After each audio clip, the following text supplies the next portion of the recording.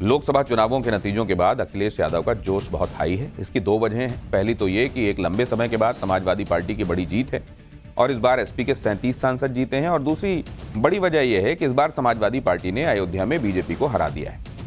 SP के दलित उम्मीदवार अवधेश प्रसाद अयोध्या के सांसद चुने गए हैं और इस जीत के बाद अवधेश प्रसाद का कद समाजवादी पार्टी में बहुत बढ़ गया है।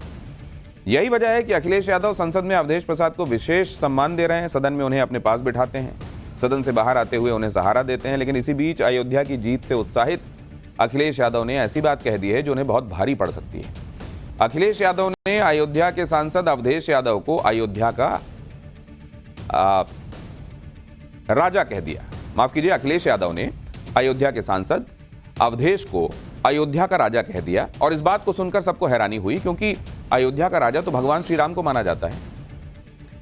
पहले आप अखिलेश यादव को यह बयान सुनिए और उसके बाद बताऊंगा कि कैसे अखिलेश इस बयान पर फंस गए हैं।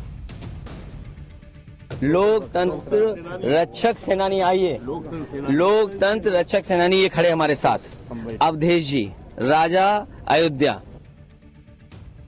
लोकतंत्र रक्षक सेनानी आइए, लोकतंत्र रक्षक सेनानी ये खड़े हमारे साथ, अवधेश जी राजा अयोध्या। राजा अयोध्या, एक तो भगवान श्री राम को जहां का राजा माना जाता है वहां आप अवधेश प्रसाद जी को राजा बता रहे हैं, और दूसरे सेंगोल का विरोध तो आप इसलिए कर रहे हैं कि आपके मुताबिक वो राजदंड है और राज सत्ता का परिचायक है। लेकिन यहां जो एक सांसद बनकर आए हैं उनको आप अवधेश को अयोध्या का राजा बता रहे हैं। अवधेश प्रसाद को अयोध्या का राजा बताकर अखिलेश यादव ने एक नया विवाद पैदा कर दिया। अखिलेश यादव के इस बयान से बीजेपी भड़की हुई है। बीजेपी के नेता इसे अखिलेश यादव की जीत का अहंकार करार दे रहे हैं।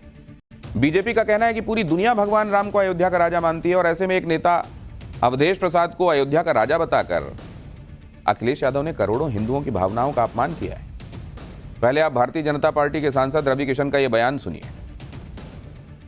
ये तो वही पार्टी जिन्होंने ये सोची कि इनके प्रभु राम की तुलना उनके सांसद से करने लगे, जिससे पता चल रहा है कि मतलब सक्सेस हजम ही नहीं हो रही।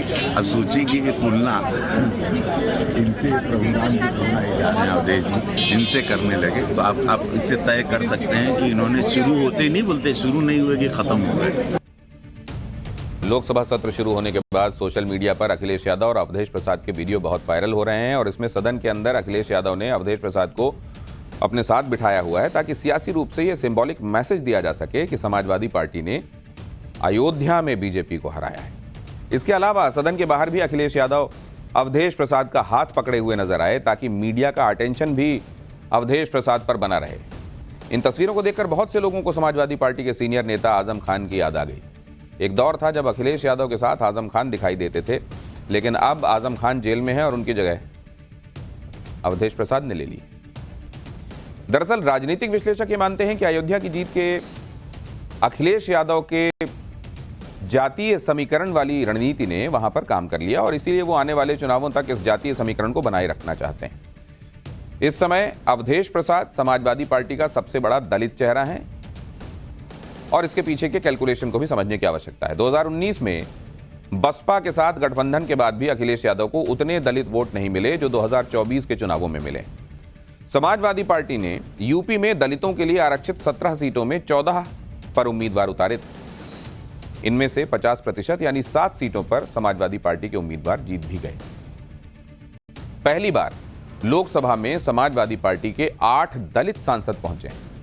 इससे पहले 2004 में मुलायम सिंह यादव के दौर में समाजवादी पार्टी के 6 दलित सांसद थे। 2027 में यूपी की सत्ता के लिए दलित वोटर बहुत बड़ी भूमिका निभा सकता है।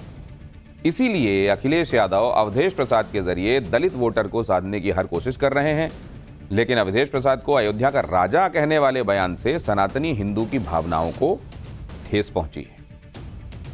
इधर अखिलेश यादव अयोध्या को लेकर ऐसी बातें कर रहे हैं जो विवाद का कारण बन सकती हैं। दूसरी तरफ यूपी में विरोधी पार्टियों के सांसद सीएम योगी की तारीफ कर रहे हैं। सहारनपुर से कांग्रेस सांसद इमरान मसूद ने यूपी के मुख्यमंत्री को लेकर ऐसी बात कह दी जिसकी बड़ी चर्चा हो रही।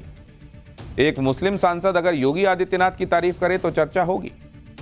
इमरान मसूद ने कहा कि अब सीएम योगी ने जो अच्छे काम किए हैं, उनकी तरफ से जो बढ़िया काम किया गया है, उसकी तारीफ करने में बुराई क्या है, और हर चीज का विरोध करना तो ठीक नहीं है। सुनिए। सर, आपने मुख्यमंत्री योगी आदित्यनाथ की तारीफ की है और कहा है कि बेवजह राजनीति इस तरह की नहीं करनी चाहिए। देखिए, मेरा मानना ये है कि अगर किसी ने कोई काम किया है तो उसकी तारीफ तो करनी चाहिए। बिजली के सेक्टर में हमारे यहाँ, मुझे नहीं पता पूरे प्रदेश में बहुत ज्यादा मैं नहीं कहता कि वो है, लेकिन मेरे यहाँ काम हुआ है।